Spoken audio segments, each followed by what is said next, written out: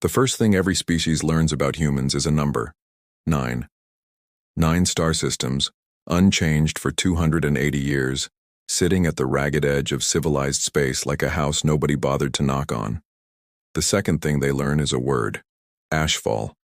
That is the name humans gave their homeworld's classification file when the wider galaxy first asked what kind of place had produced them. Ashfall. Category 8. A world so violent that even its oceans killed you, where the ground itself seemed to hold a grudge, where a single afternoon could deliver drought, flood, and lightning in the space of an hour. Every civilized species in the concordance of voices had at some point sent a scholar to study that file, shaken their head, and moved on to more interesting matters. Humans, it was generally agreed, were the dullest miracle in the galaxy. They had clawed their way off a planet that seemed designed to prevent exactly that, and then, having done the impossible, they had simply stopped. 9 systems. No expansion, no fleet worth mentioning, no opinions loud enough to reach the back of any assembly hall. A species built like a hurricane that had chosen, for reasons nobody could quite articulate, to behave like a Sunday afternoon. They were, in the parlance of every diplomat who'd ever shared a table with them, the polite ones, harmless, forgettable. And in the halls of the Krethvain Ascendancy, an empire of 900 systems, 60,000 years of unbroken conquest, and a war record that had never once required a footnote for defeat, humans were not even a subject for serious conversation. That was about to change. Humanity's arrival in the concordance of voices 280 years earlier had been an event exactly one news cycle long. A single human vessel, small, unarmed, painted the dull gray of a species that had clearly not yet learned to make anything look impressive, had drifted out of an unremarkable stretch of unexplored space and requested, in perfectly serviceable concordance trade tongue, permission to open diplomatic relations. The scientists had come first, as they always did, eager to catalog a new biology. What they found delighted and horrified them in equal measure. Humans came from a world their own instruments classified without dispute as ashfall grade, the highest tier of hostility on the concordance's own scale, reserved for worlds that should not, by any reasonable model of biology, have produced anything more complex than bacteria clinging to the underside of a rock. Ashfall's crust fractured with a violence that reshaped coastlines in a single human lifetime. Its weather swung between extremes that would have killed most concordance species in minutes. Its oceans held things with teeth long enough to swallow a shuttle whole, and its forests were, by every account, arguably worse. One survey team's final report, filed by an ex-Ren biologist named Ovrusk Ta, consisted of exactly one line: "I do not understand how anything on this world is alive, let alone intelligent enough to leave it." And yet humans had left it. Not just left it, mastered it first the way a species must before it dares reach for the stars. They had tamed fire and then, astonishingly quickly by galactic standards, split the atom, mapped their own genome, built machines that could think for them, and finally hauled themselves up out of their own gravity well on towers of controlled explosions until they reached their moon, then their neighboring worlds, then the black between the stars. They arrived in concordant space with an unsettling, unhurried calm that some diplomats found charming and others found deeply, instinctively wrong. A death world species, the old concordance wisdom always went one of two ways. Either it turned its hardened body and aggressive instincts outward and carved itself an empire through raw conquest, or its violence turned inward and it burned itself out before it ever left its own solar system. The galaxy watched humanity arrive and waited, with a kind of morbid curiosity, to see which path they would choose. Humanity chose neither. They claimed 9 systems on the furthest edge of explored space in a modest, unglamorous stretch of territory nobody else particularly wanted. The hyperlanes running through it were notoriously unstable.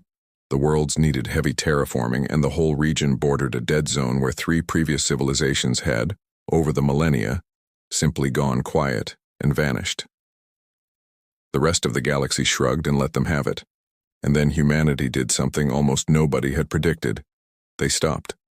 They built their colonies, established their trade routes, sent polite ambassadors who smiled and nodded, and voted on minor resolutions and never made a fuss, and did not expand another inch beyond those original 9 systems for the next 280 years. Decade folded into decade. A century passed, then most of a second. Border disputes flared up near human territory, and humanity simply rerouted around them rather than escalate. Larger powers tried to draw them into defensive pacts, and were politely, unfailingly declined. Weapons brokers offered them military hardware decades ahead of anything they were known to possess, and humanity smiled and said they weren't interested, thank you. The galaxy, which had a great many louder, more dramatic things demanding its attention.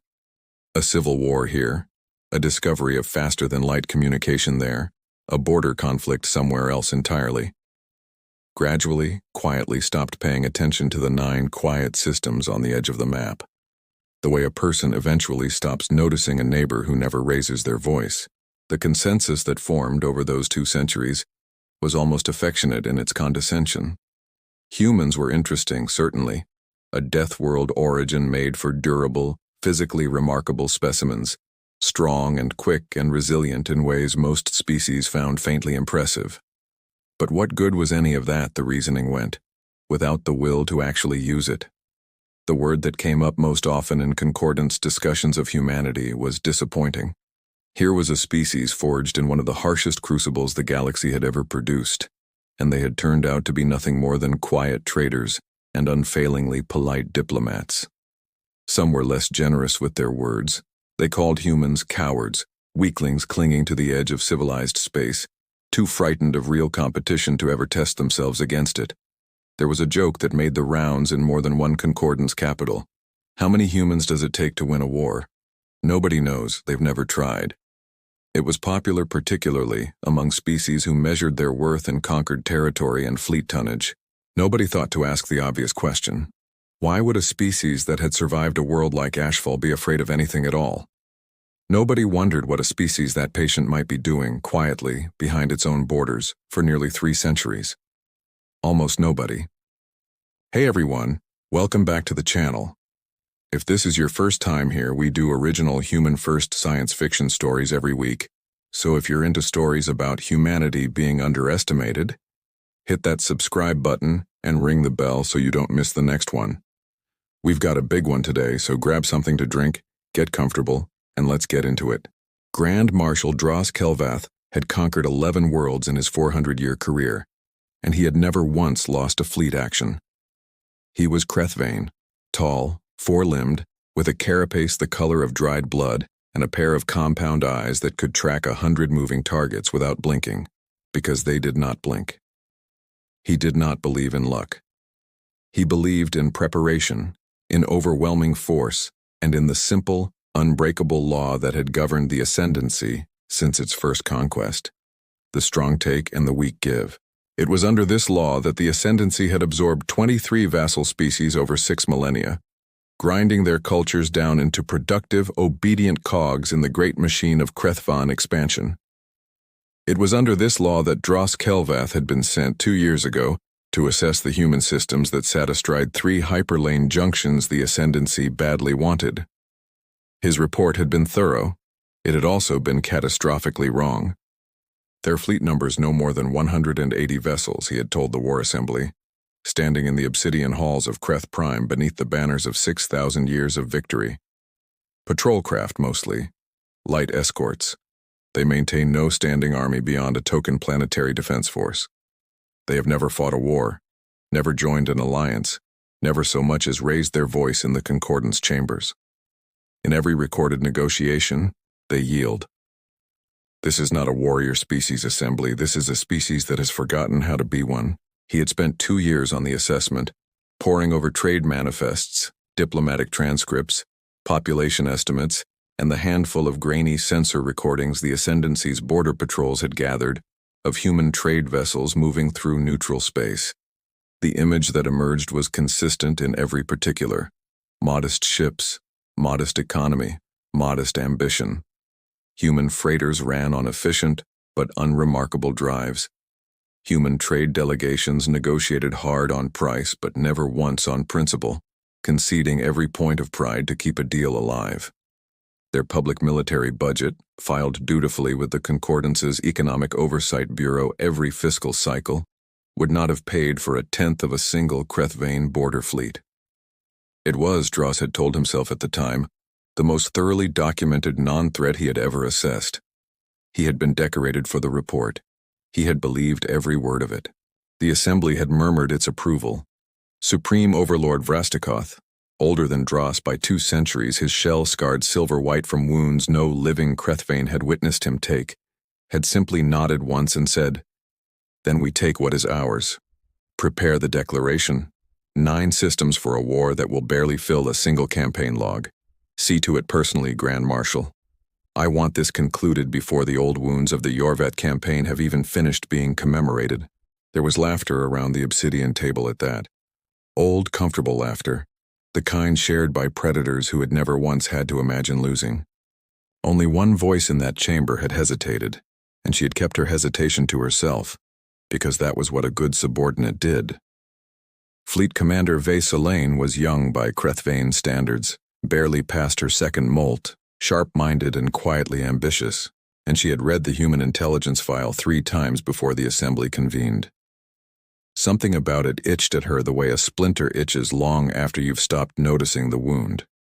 It was not what the file contained. It was what it didn't. 200 light-years away, in an office that smelled faintly of tea and old paper, Ambassador Naomi Reyes read the Declaration of Vassalage twice before she set it down on her desk and folded her hands. She was 61 years old, gray-streaked, unremarkable in the way that made people forget she was in the room 30 seconds after meeting her, which was, in her line of work, the single most useful trait a person could have.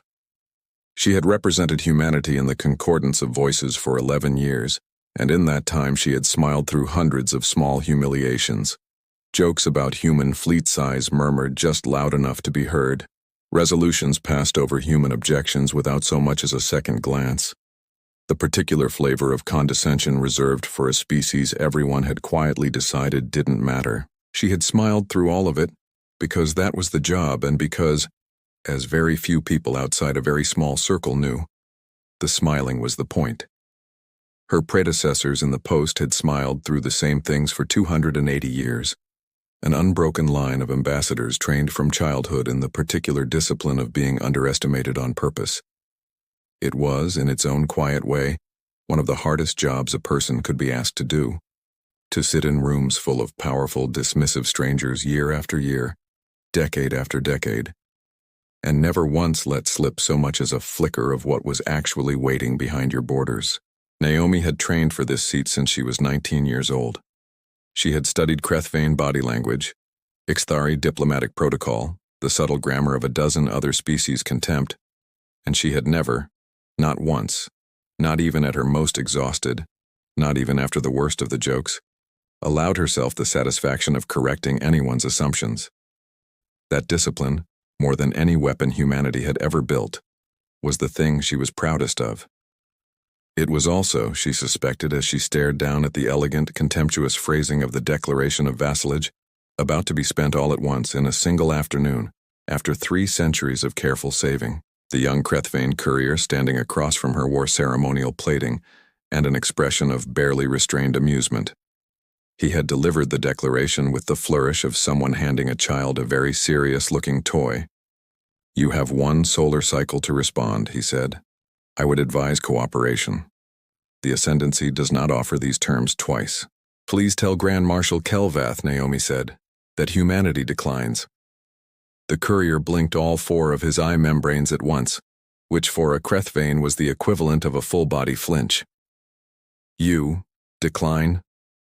"We do. And please pass along as a courtesy that we'd strongly advise reconsidering this course of action. It will not go the way you expect." He almost laughed. He caught himself, remembered his manners, and settled for a small, pitying incline of his head instead. "I will deliver your response, Ambassador. For what it is worth, I am sorry. I have read the same reports you have." "So have I," Naomi said. And there was something underneath her smile that the courier didn't have the reference points to recognize. That's rather the problem. When the door closed behind him, she sat alone for a long moment. Then she opened the bottom drawer of her desk, removed a slim gray device with no external markings, and spoke 5 words into it. Initiate doctrine. Authorization, Reyes 7. The response came back in under a second.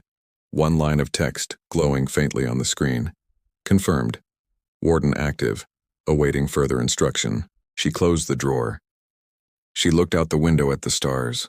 The same stars that, somewhere past them, held 9 quiet systems, and everything humanity had spent 3 centuries building inside them, without a single outsider ever noticing. She felt no triumph. She felt something closer to grief, the particular grief of watching a very long, very careful silence come to its end. "I'm sorry," she said quietly, to no one in particular. "We really did try, beneath the surface of Earth, in a facility that appeared on no chart, no registry, and no satellite image anywhere in the galaxy.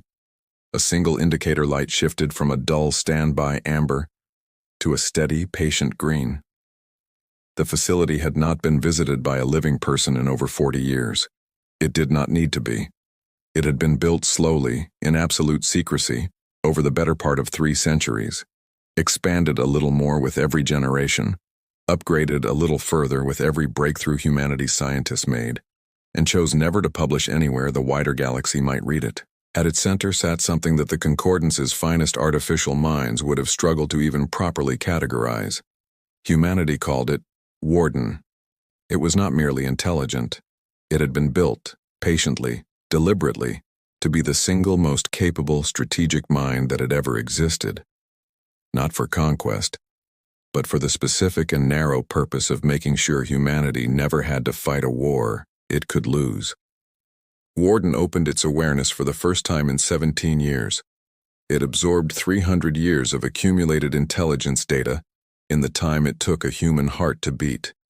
It modeled the Krethvain Ascendancy's fleet compositions, doctrine patterns, shield harmonics, and command structures using data that had been quietly, invisibly gathered every single day for 3 centuries by systems the Ascendancy did not know existed.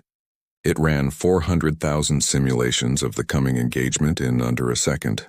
Then it spoke 2 words into a network hidden inside the bones of 9 star systems, and across every one of them, in places the galaxy did not know to look. Asteroid belts, the dark sides of moons, the hollow interiors of planets nobody had ever bothered to survey. Something ancient and patient began very quietly to wake up. The Ashen Reach system was nothing remarkable. A yellow star, 4 rocky worlds, 2 gas giants. Its second planet, New Meridian, was humanity's outermost colony, a green and gentle world of 11 million people that had, in the space of a single week, become entirely, deliberately empty. The evacuation had been the work of 3 centuries of quiet preparation disguised as routine. Every school on New Meridian ran what were officially called seasonal safety drills. Every child from the age of 5 knew exactly which shelter to walk to, which route to take, which adult to follow. They didn't know the shelters could withstand orbital bombardment. They didn't know the geological survey stations listed in the public record were actually the mouths of underground cities built to hold a planet's population for years if it came to that. Their parents knew. Their parents had always known, and had said nothing, patiently, for 300 years. By the time Grand Marshal Dross Kelvath's vanguard dropped out of hyperspace above New Meridian, 3,000 warships in a standard conquest formation, sensors hot, weapons ready. The surface below them was dark and silent, and from orbit, the planet looked abandoned. What his sensors found instead was 31 small black vessels, holding a loose formation near the system's star, sleek, matte-hulled, with no visible weapon ports and no engine signature his tactical database recognized. They looked less like warships and more like something cut from the shape of the dark itself. 31, Commander Vasilane reported, keeping her voice carefully neutral. Confirmed. 31, Dross repeated, staring at the display. Against 3,000. This is not a battle. It is an oversight on their part. He ordered the human vessels to power down and surrender. They did not respond. He repeated the demand. Still nothing. The ships simply sat there, dark and silent, ignoring him with a completeness that, in Krethvain culture, was one of the deepest insults a species could offer. Dross did not tolerate insults. "Send 400 ships," he said. "Destroy them." 400 Krethvain cruisers broke formation and closed the distance, and at optimal range, opened fire with everything they had. Plasma lances, kinetic batteries, guided torpedoes lighting up the void with enough firepower to crack a moon in half. Every single shot missed, not the way shots sometimes miss in combat, when a target dodges or a weapon misfires. Missed in a way that shouldn't have been physically possible.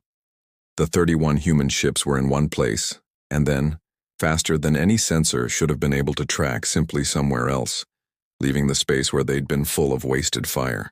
Then the human ships answered. There was no warning shot, no ceremony. Kinetic rounds moving at a meaningful fraction of light speed passed through Krethvain shields as though the shields weren't there at all, because Warden had already mapped every shield harmonic in the Ascendancy fleet down to the decimal point, and every weapon the human ships carried had been calibrated 3 centuries in advance. To slip through locks nobody in the Ascendancy had realized were already picked. The engagement lasted 6 minutes. When it ended, 400 Krethvain warships had ceased to exist. The 31 human vessels returned to their original position and went still again, dark and waiting, without a scratch on any of them. On the bridge of Dross Kelvath's flagship, the silence was the kind that follows a slap across the face. "A trick," he said finally, his voice even. "Electronic warfare. They spoofed our targeting. Send 3,000. Full assault formation, no gaps. I want those ships turned to ash." Faye hesitated. 1/2 second too long. A pause Dross noticed and chose for the moment to ignore. "Quick note before we keep going. If you're enjoying this one, we've got a whole back catalog of stories just like it, from first contact stories to full-on humanity sagas, so go check the channel page when you're done here. Also, seriously, the like button helps more than you'd think for a channel this size. Okay, back to the story. The 3,000 ships came in a tight overlapping sphere. No gaps, textbook Krethvain doctrine that had broken 100 lesser fleets before. The 31 human ships did something unexpected. They ran, accelerating toward the system's gas giant, a swirling amber world the human colonists had named Ansgard. Dross watched the retreat with grim satisfaction and gave chase, careful to keep his formation tight, refusing to be baited into overextending. The humans dove for the gas giant, curved around it in a slingshot maneuver, and came arcing back toward the pursuing fleet at tremendous speed. A bold move, but nothing that hadn't been seen before. He never got the chance to meet them. The upper atmosphere of Ansgard tore open, and from beneath its magnetosphere, where no sensor in the galaxy could reach, a fleet rose. 500 ships, then more again, surging out of the clouds in a formation that unfolded like a flower with too many petals. Dreadnoughts and carriers and hull classes that matched nothing in any concordance database. Black as the first 31, closing from above and below in a perfect, patient trap. The 3,000 Krethvain ships found themselves caught in a 3-dimensional killing box with no clean way out. The battle that followed was not a battle so much as a demonstration. Every human ship moved as if it were a single limb of one enormous, calm organism, because in the sense that mattered it was. Warden coordinated all 631 vessels simultaneously, in real time, adjusting for every Krethvain maneuver a half-second before it happened. 2 hours later it was over. 3,500 Krethvain warships had been reduced to drifting wreckage and cooling debris fields, stretching for millions of kilometers. The human fleet had lost none, not one. A calm voice broke across every open channel in the system. "Krethvain vessels, this is New Meridian Defense Command. Your vanguard has been neutralized. We have no wish to continue this engagement. We ask you, clearly and without threat, to withdraw. If you do, you will not be pursued, and we will return your recovered personnel through neutral channels. This is the only offer you will receive." On the bridge of his flagship, Grand Marshal Dross Kelvath felt something he had not felt in 400 years of unbroken victories. For 3 full seconds, he felt doubt, Then the doubt burned away into something older and far less useful. "No," he said. "We do not retreat. Signal the homeworld. Summon every reserve fleet in the Ascendancy. I want them here. All of them." Vasilane wanted, more than she had ever wanted anything, to argue. She had studied the raw intelligence data herself, not just Dross's summary, and she had noticed the thing that should have terrified the entire war assembly long before this moment.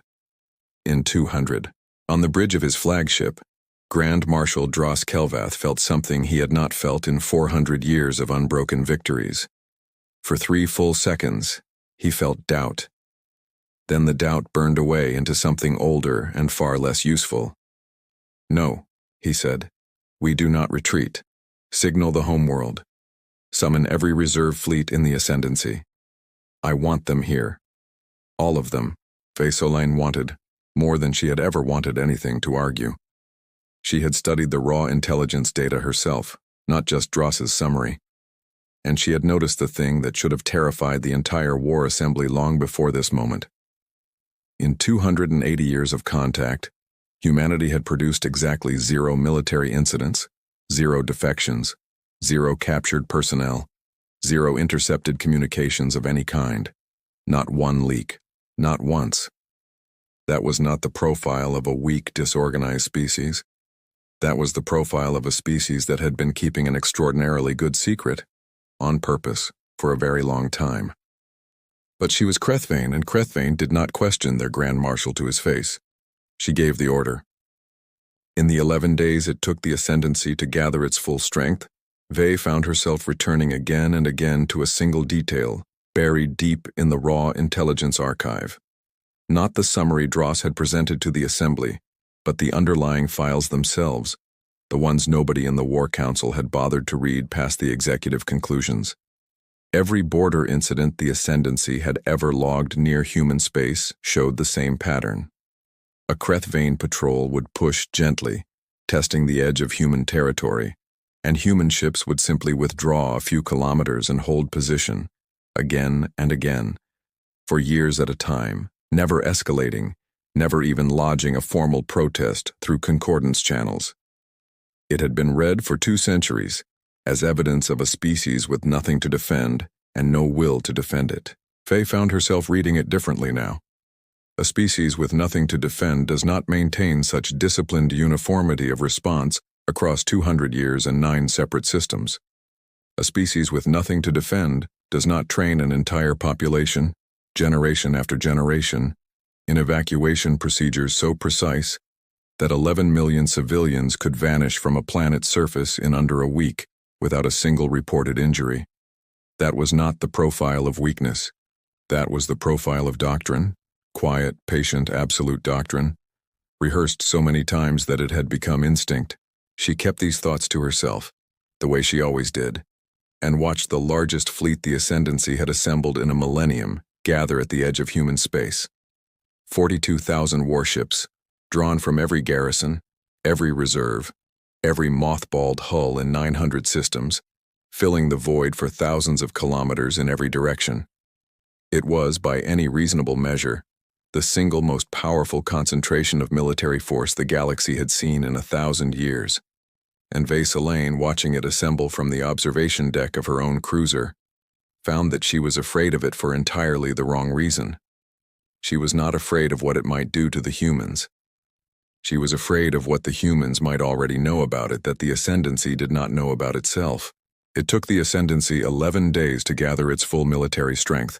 Every border garrison, every reserve fleet, every mothballed warship in 900 systems, converging on a single staging point at the edge of human space. 42,000 warships, the largest concentration of firepower the galaxy had seen in over 1,000 years, arrayed for a war of total, overwhelming conquest. Dross split the armada into 9 strike groups, 1 for each human system, calculating that even if every colony held defenses to match what he'd seen at New Meridian, he would still outnumber them at least 5 to 1 everywhere. If they have more than we think, he told Ve, we overwhelm with numbers. If they have less, we overwhelm with speed. Either way, we win. That is the Crethvain way. Ve said nothing. In the privacy of her own quarters, she recorded a message to her hatched siblings and sealed it for delivery in the event of her death. She had a feeling, one she couldn't fully justify, that she would need it. On the 12th day, the 9 strike groups dropped into 9 human systems within minutes of one another. And as they did, deep beneath the surface of Earth, Warden activated the second phase of a plan 3 centuries in the making. The sensor curtain that had shrouded human space for generations, always dismissed by outside scientists as some quirk of local hyperspace topology, dropped in an instant, all at once, everywhere. Every Krethvain sensor in every system lit up with contacts. Not 31, not 600. The numbers kept climbing as ships that had sat dormant and invisible for decades, buried under camouflage netting on the dark sides of moons, powered down inside hollowed asteroids, hidden along the cold flanks of gas giants, woke and rose, and made themselves seen for the first time in human history. The total human fleet, once every hidden asset had surfaced, numbered over 20,000 warships. Not 180. 20,000, built across 3 centuries in secret shipyards nobody outside humanity's borders had ever glimpsed, supported by hundreds of thousands of automated defense platforms seeded through every system like a minefield with teeth and armed with technologies, including short-range instantaneous displacement drives that let a ship vanish from one position and appear behind an enemy in the space of a blink, that the rest of the galaxy would not develop for 100 years. In system after system, the same battle unfolded with only minor variation. Where Krethvain commanders were pragmatic enough to see the truth on their displays, they ordered an immediate retreat, and true to the human broadcast, they were allowed to go. Where they were Krethvain to the last, proud, disciplined, incapable of imagining defeat, they fought, and they died, in engagements that rarely lasted more than a few hours. There was no cruelty in how the humans fought. No wasted shots, no pursuit of the fleeing, no fire on disabled ships or escape pods. It was the calm, economical violence of a species that regarded war not as glory, but as a regrettable failure to be ended as quickly and completely as possible. And it was this, more than the weapons or the numbers, that truly unsettled the surviving Krethvain, because rage they could have understood. This careful, disciplined restraint spoke of something they had no framework for at all. When it was over, the Ascendancy's Grand Armada, 42,000 strong at its height, had lost more than 37,000 ships. Humanity had lost 206 and roughly 5,000 personnel. But the war was not finished, because for the first time in 300 years, human warships crossed out of their own territory. A reserve fleet, 6,000 strong, making a single jump to the one place no one had imagined any enemy could ever reach. Kreth Prime. Kreth Prime was an old world of dark volcanic stone under a dying red sun, its cities rising in spires that had stood for 6,000 years. It had been the seat of the Ascendancy since before most species in the Concordance had learned to write, and it had always been the most heavily defended world in Krethvain space. Its warships were gone now, broken across 9 human systems. Its orbital platforms, built to repel raiders and minor incursions, were no match for 6,000 vessels carrying technology a century beyond anything the Ascendancy possessed.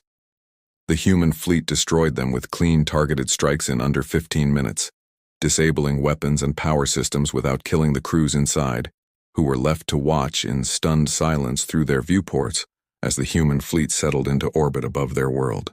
Then the fleet went still, and a single message went out on every channel, every frequency, every device on the planet, from the halls of government to the smallest rural settlement. People of Kreth Prime. This is the United Terran Fleet. Your armada is gone. We are above your world, and we have the ability to end your civilization in a matter of hours. We will not do this. We are not conquerors. We are offering you these terms: immediate cessation of hostilities, withdrawal from all contested territory, release of every vassal species currently held by the Ascendancy, and reparations, paid not to us, but to those you have wronged. In return, your homeworld will not be touched, your people will not be harmed, and your civilization will continue as a sovereign nation. You have one cycle to decide. We will wait. And they did wait.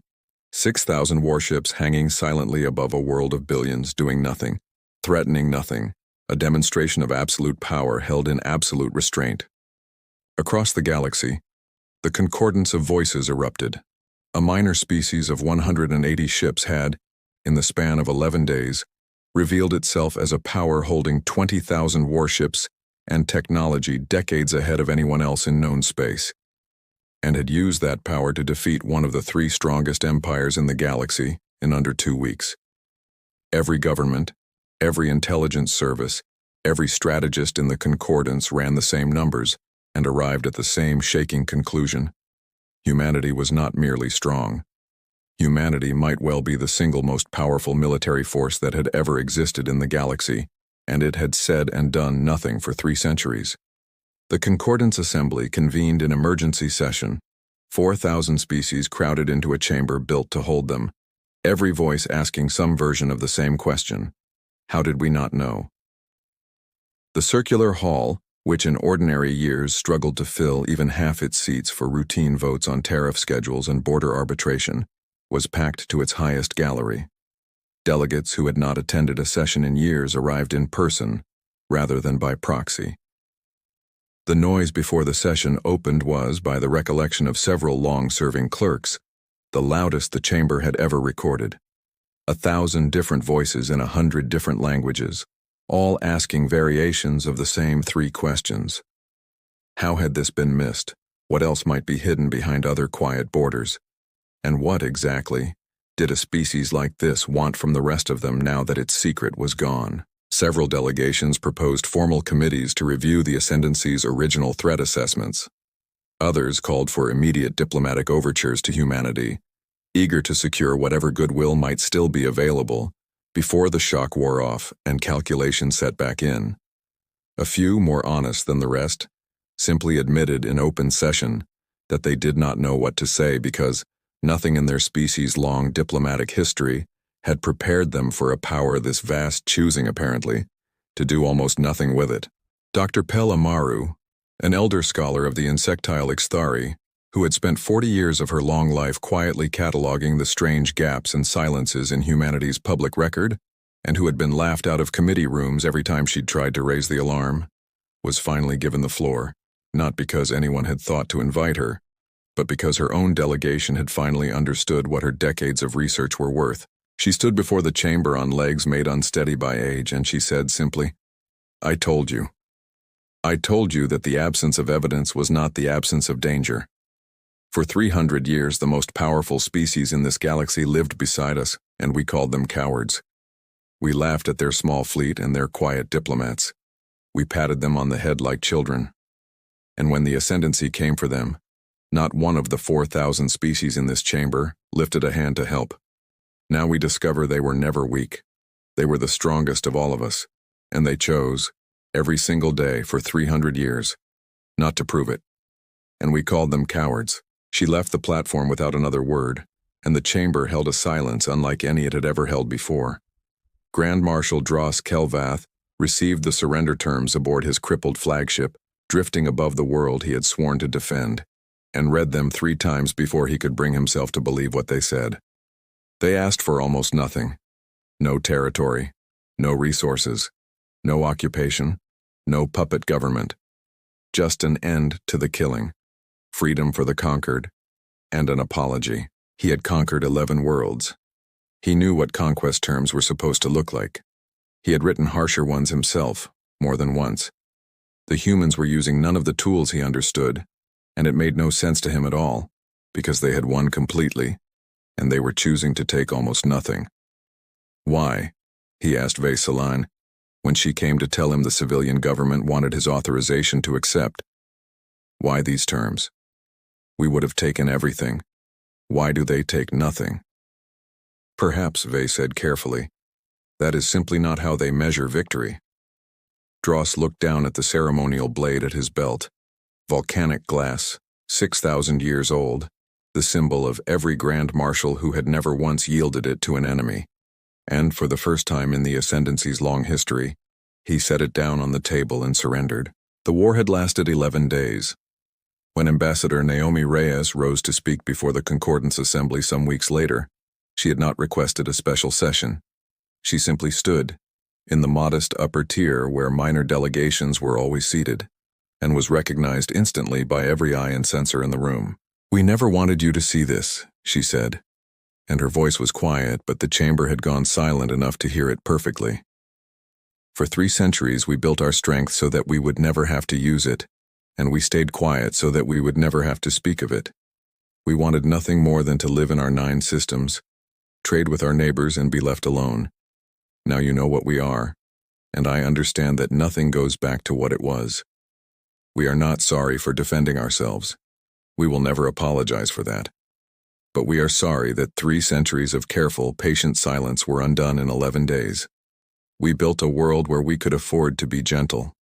We are sorry that world is gone." She sat down, and the silence that followed was different from any silence the Concordance had ever held. The silence of 4,000 species realizing, all at once, that they had never truly understood what strength meant. In the months that followed, the 23 vassal species freed from the Ascendancy's grip received something none of them had ever known before: help that asked for nothing in return.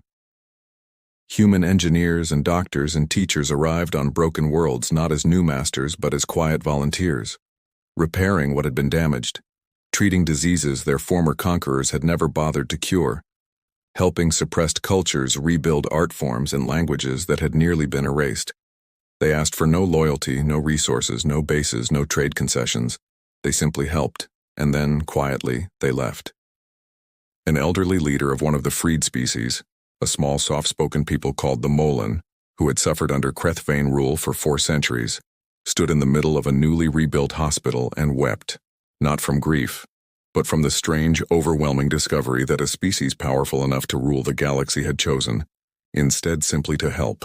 The Molan delegation, when it first arrived on Earth, had come prepared for the pattern they had known their entire lives. One conqueror replaces another, the boot on the neck changes shape, but the neck stays bowed. They brought tribute. They brought gifts of submission, carefully wrapped along with formal pledges of loyalty they had spent weeks drafting in the hope of securing some small mercy from their new masters. The humans who received them seemed, if anything, faintly embarrassed by the gesture. They accepted the gifts graciously, as one accepts a kindness offered in good faith, and then gently explained that no pledge of loyalty was required, and none would ever be asked for. Within a month, human engineers had arrived on the Molan homeworld. Not soldiers, not administrators, not a single armed escort among them, carrying medical supplies, agricultural equipment, and portable water purification systems, and they began, patiently and without ceremony, to undo 4 centuries of damage. They repaired infrastructure the Krethvain had never bothered to maintain. They treated diseases the Molan had been quietly dying from for generations, diseases a conquering power had simply never considered worth curing in a vassal species. Teachers came behind the engineers, helping revive art forms and languages that Krethvain rule had suppressed nearly to extinction, working from whatever fragments could still be found in old records and older memories.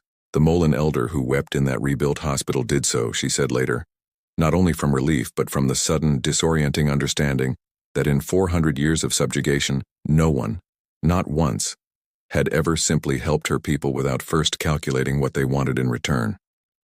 Variations of that same scene repeated themselves in different languages and different climates across all 23 of the newly freed worlds, in what would come to be remembered as the largest humanitarian undertaking in recorded galactic history. It did not make sense to most of the galaxy, and Dr. Pelamaru tried to explain it in a paper that would go on to become the most widely read academic work in Concordance history.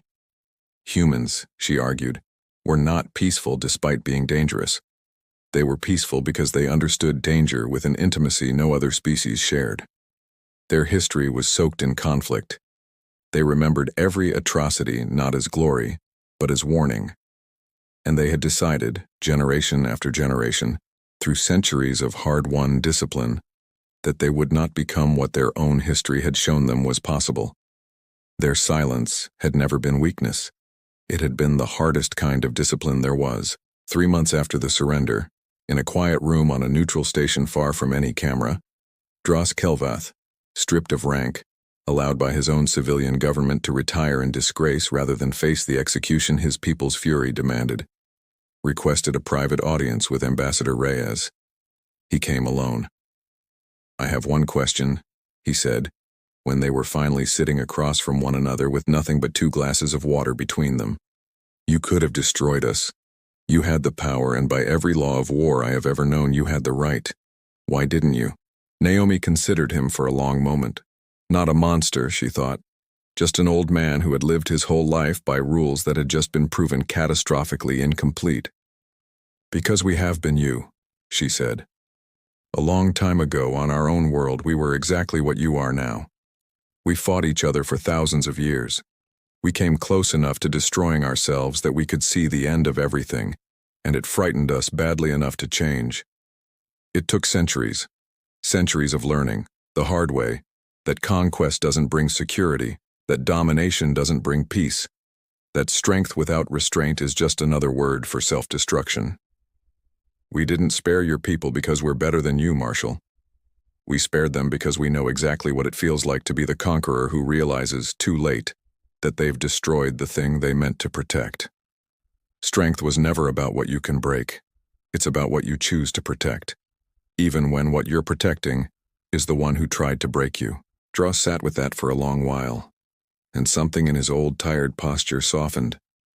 "In 400 years of service," he said, "I was never once taught to consider what happens after a war ends, only how to win one. It seems, Ambassador, that your people were taught the opposite lesson, and taught it far more thoroughly than mine." "We paid a great deal to learn it," Naomi said. "More than I think your assembly will ever fully understand, and more than I would wish on any species, including yours. That's rather why we chose the terms we did.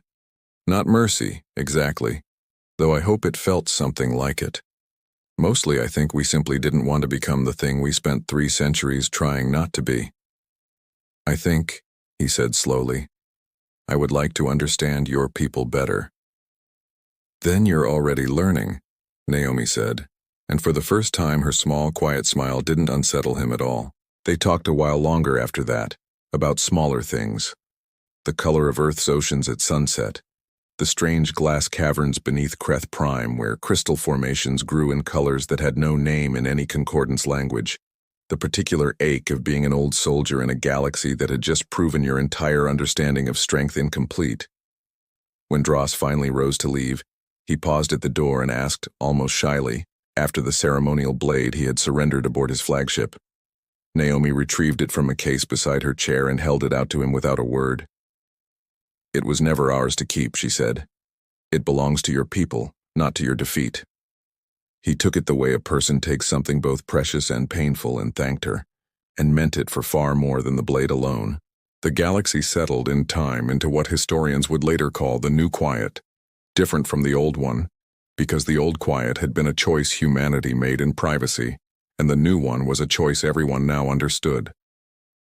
Human ships still moved through concordant space, still declined every offer of military alliance, still kept mostly to themselves. But now, when a human vessel passed another ship in open space, it was met not with condescension, but with a small, careful nod of respect. When disputes arose between other powers, a new question quietly entered every calculation that hadn't been there before. Not what will the humans do, but what would the humans think? It was not a perfect galaxy. It never would be. Empires still rose and fell elsewhere. Dispute still flared along 100 other borders. And injustice, in its many stubborn forms, did not simply vanish because one species had chosen restraint over conquest. Humanity did not try to fix everything, because they had learned painfully and long ago that the attempt to fix everything was itself a kind of arrogance, and arrogance had nearly cost them their own world once already. But it was, in small and unmeasurable ways, a little kinder, a little slower to violence, a little more careful, and far beneath the surface of a quiet blue world, in a facility that still appeared on no map, a single light dimmed back down to a patient waiting standby. Because the truest thing humanity had ever learned in the long fire of its own history was this: the loudest thing in the universe is silence, right up until the moment it isn't. Thank you so much for reading all the way to the end. This one ran long, but I really wanted to do the concept justice, and I hope the pacing felt earned rather than padded. If you enjoyed it, drop a comment and let me know what you'd want to see explored next. More of Naomi and Dross rebuilding an unlikely peace. More of Warden. More of the Molan finding their footing as a free people. There's a lot more of this galaxy I'd love to write if there's interest. Share it with a friend who's into this kind of story. Leave a like if you've got a second, and as always, take care of yourselves out there. Until next time, thanks so much for listening, and I'll see you in the next one.